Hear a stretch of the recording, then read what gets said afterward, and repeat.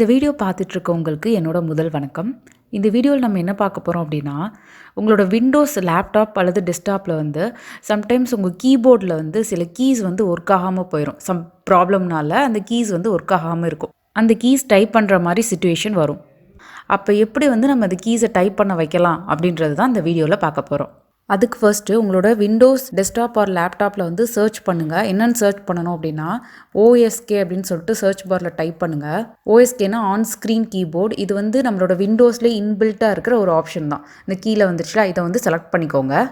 Once select பண்ணிங்க அப்படின்னா உங்களோட ஸ்க்ரீன்லேயே வந்து ஒரு விர்ச்சுவல் கீபோர்டு வந்து இந்த மாதிரி டிஸ்பிளே ஆகிடும். இந்த ஆன்ஸ்க்ரீன் கீபோர்டை எப்போயுமே வந்து ஓப்பன் பண்ணி வச்சுக்கோங்க. ஸோ எப்போல்லாம் உங்களுக்கு அந்த ஒர்க் ஆகாத கீ வந்து டைப் பண்ணணும் அப்படின்ற சிச்சுவேஷன் வருதோ அப்போல்லாம் இதை வந்து ஓப்பன் பண்ணி அந்த கீ என்னவோ அதை வந்து கிளிக் பண்ணிங்க அப்படின்னா அந்த அப்ளிகேஷனில் வந்து அது டைப் ஆயிரும். இப்போ இங்கே எக்ஸாம்பிளுக்கு வந்து இங்கே நான் ஒரு நோட் பேட் வந்து இங்கே ஓப்பன் பண்ணி வச்சுருக்கேன். இதில் வந்து நான் டைப் பண்ணுறேன் பாருங்கள். என்னோட மவுஸ் யூஸ் பண்ணி இந்த ஆன்ஸ்க்ரீன் கீபோர்டில் வந்து கீஸ் வந்து கிளிக் பண்ணுறேன். ஆட்டோமேட்டிக்காக நோட் பேட்லேயே வந்து ஹலோ அப்படின்ற வேர்டு வந்து டைப் ஆகுது. நீங்கள் இந்த ஆன்ஸ்க்ரீன் கீபோர்டு யூஸ் பண்ணிகிட்டு இருக்கும் போதே உங்களோட கீபோர்டையும் நீங்கள் யூஸ் பண்ணிக்கலாம். ஸோ எப்போல்லாம் வந்து அந்த கீபோர்டில் இருக்கிற ஒர்க் ஆகாத கீ வந்து டைப் ஆகிற மாதிரி சிச்சுவேஷன் வருதோ அப்போல்லாம் அந்த ஆன்ஸ்க்ரீன் கீபோர்டு வந்து ஓப்பன் பண்ணி அந்த கீயை மட்டும் நீங்கள் டைப் பண்ணிக்கலாம். So both keyboard on-screen keyboard ரெண்டையுமே சேம் டைமில் நீங்கள் யூஸ் பண்ணிக்கலாம். நெக்ஸ்ட்டு இந்த ஆன்ஸ்க்ரீன் கீபோர்டில் இருக்கிற ஃபர்தர் ஆப்ஷன்ஸ் பற்றி பார்க்கலாம். இங்கே பார்த்தீங்கன்னா இங்கே இந்த ஸ்க்ரீனில் வந்து சைடில் பார்த்தீங்கன்னா ஒரு 4 பட்டன் இருக்குது. இது எதுக்கு அப்படின்னா ஃபஸ்ட்டு NAV பட்டன் இதை கிளிக் பண்ணிங்க அப்படின்னா இந்த மாதிரி இந்த ஆன்ஸ்க்ரீன் கீபோர்டு வந்து மினிமைஸ் ஆகும். திருப்பி ஜென்ரல் கிளிக் பண்ணிங்க அப்படின்னா நார்மல் ஸ்க்ரீனுக்கு வந்து வந்துடும். அது மாதிரி இந்த மூவ் அப் வந்து இந்த கீபோர்டை மேலே கொண்டு போகும், மூவ் டவுன் வந்து டவுன் ஆகும்.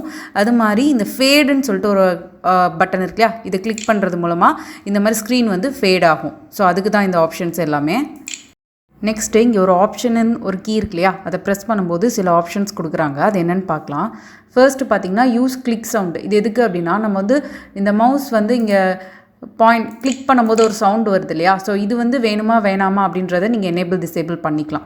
ஸோ நெக்ஸ்ட் ஆப்ஷன் பார்த்தீங்கன்னா show keys to make it easier to move on the screen. இது எதுக்கு அப்படின்னா இப்போ பார்த்தோம் இல்லையா முன்னாடி இந்த 4 பட்டன் இருக்கு இல்லையா, இது வந்து வேணுமா வேணாமா அப்படின்னு சொல்லிட்டு அதை டிசைட் பண்ணுறதுக்கு தான் இந்த பட்டன். இப்போ இந்த டிசேபிள் பண்ணிவிட்டு நான் ஓகே கொடுத்தேன் அப்படின்னா ஸோ அந்த பட்டன்லாம் வந்து இங்கே ஸ்க்ரீனில் இருக்காது. ஸோ அதுக்கு தான். அடுத்து பார்த்திங்கன்னா நம்ம எனேபிள் பண்ணிக்கலாம். நெக்ஸ்ட்டு வந்து டர்ன் ஆன் நியூமரிக் கீபேட் வந்து எதுக்கு அப்படின்னா இது கிளிக் பண்ணிவிட்டு ஓகே கொடுத்தோம் அப்படின்னா ஒரு நியூமரிக் கீபேட் வந்து தனியாக எக்ஸ்ட்ராவாக சைடில் கொடுப்பாங்க. நம்ம கேல்குலேஷன்ஸ் அந்த மாதிரி பண்ணும்போது இது வந்து ரொம்பவே ஹெல்ப்ஃபுல்லாக இருக்கும். நெக்ஸ்ட் ஆப்ஷன் பார்த்திங்கன்னா கிளிக் ஆன் கீஸ். இதுதான் டிஃபால்ட்டாக இருக்கிறது. அதாவது நம்ம மவுஸ் கிளிக் பண்ணும்போது டைப் ஆகுது இல்லையா, ஸோ அதுக்கு தான் இந்த ஆப்ஷன். அதுக்கு அடுத்து பார்த்திங்கன்னா ஹோவர் ஓவர் கீஸ் எதுக்கு அப்படின்னா இதை நம்ம எனேபிள் பண்ணிட்டு ஓகே கொடுத்துட்டோம் அப்படின்னா இதில் வந்து நம்ம கிளிக் பண்ணவே தேவையில்லை. ஜஸ்ட் அந்த கீஸ் மேலே வச்சு நம்ம ஹோவர் பண்ணாவே வந்து அந்த கீஸ் வந்து மேலே வந்து இப்படி டைப் ஆகிடும். இப்போ பாருங்கள், நான் ஜஸ்ட்டு வந்து மேலே தான் ஹோவர் பண்ணுறேன். இந்த லெட்டர்ஸ் எல்லாமே வந்து டைப் ஆகுது நோட் பேடில். ஸோ அதுக்கு தான் இந்த ஆப்ஷன். நெக்ஸ்ட் ஆப்ஷன் பார்த்தீங்க அப்படின்னா ஸ்கேன் த்ரூ கீஸ்னு இருக்குது. இதில் பார்த்தீங்கன்னா இதை செலக்ட் பண்ணிங்க அப்படின்னா use keyboard key space bar கீன்னு இருக்கும். நோட் பண்ணிக்கோங்க. இப்போ வந்து நம்ம செலக்ட் பண்ணிவிட்டு ஓகே கொடுத்துக்கலாம். இப்போ இதை வந்து கிளிக் பண்ணிட்டோம் அப்படின்னா இப்போ வந்து நம்ம ஆன்ஸ்க்ரீன் கீபோர்டில் இந்த ஸ்பேஸ் பார் வந்து கிளிக் பண்ணணும். கிளிக் பண்ணோடனே இந்த மாதிரி நம்மளோட கீபோர்டு வந்து இப்படி ஸ்கேன் ஆகிட்டே இருக்கும் ஒவ்வொரு ரோவாக. இப்போ இந்த ரோவில் நான் வந்து ஏதாவது டெக்ஸ்ட் மூவ் பண்ணணும்னா திருப்பி நம்ம ஸ்பேஸ் பார் கிளிக் பண்ணணும். இந்த மாதிரி ஸ்கேன் ஆகிட்டே இருக்கும். இப்போ திருப்பி ஸ்பேஸ் பார் கிளிக் பண்ணேன்னா 1 2 3 திருப்பி ஹைலைட் ஆகிட்டே இருக்கும். 3 வரும்போது நான் வந்து திருப்பி ஸ்பேஸ் பார் கிளிக் பண்ணேன் அப்படின்னா 3 அப்படின்ற லெட்டர் வந்து நமக்கு டைப் ஆகும். ஸோ அதுக்கு தான் இந்த ஆப்ஷன். நெக்ஸ்ட் ஆப்ஷன் பார்த்தீங்க அப்படின்னா இந்த மாதிரி யூஸ் டெக்ஸ்ட் ப்ரெடிக்ஷன் இருக்குது. ஸோ இது எதுக்கு அப்படின்னா இப்போ வந்து நம்ம இங்கே ஹச்னு டைப் பண்ணுறோன்னு வைங்களேன், ஸோ ஆட்டோமேட்டிக்காக ஹச்சில் ஸ்டார்ட் ஆகிற ஃப்ரீக்வெண்ட் வேர்ட்ஸ்லாம் நமக்கு வந்து டிஸ்பிளே பண்ணுவாங்க. இப்போ இதில் வந்து நம்ம ஹியர் டைப் பண்ணுறோம் அப்படின்னா ஹியர் கிளிக் பண்ணோன்னே இங்கே வந்து டிஸ்பிளே ஆகிடும். ஸோ இந்த மாதிரி குயிக்கான வந்து நம்ம டைப் பண்ணுறதுக்கு இது ரொம்பவே ஹெல்ப்ஃபுல்லாக இருக்கும் இந்த ஆப்ஷன்.